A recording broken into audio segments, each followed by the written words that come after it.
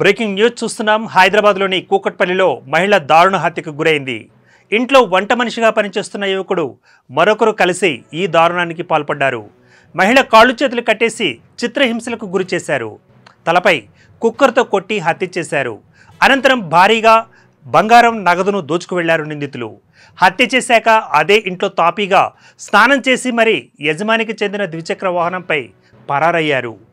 కూకట్పల్లిలోని Swan Lake gated కమ్యూనిటీలో బుధవారం సాయంత్రం ఈ దారుణం చోటు చేసుకుంది. రాకేష్ అగర్వాల్, రేణు అగర్వాల్ దంపతులకు ఫతేనగర్లో స్టీల్ దుకాణం ఉంది.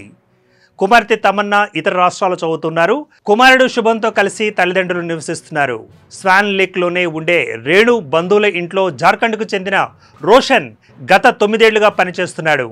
అతడు జార్ఖండ్లోని తన గ్రామానికి చెందిన హర్ష్ను 11 రోజుల క్రితం రేణు ఇంట్లో వంట మనిషిగా పనికి కుదిర్చాడు.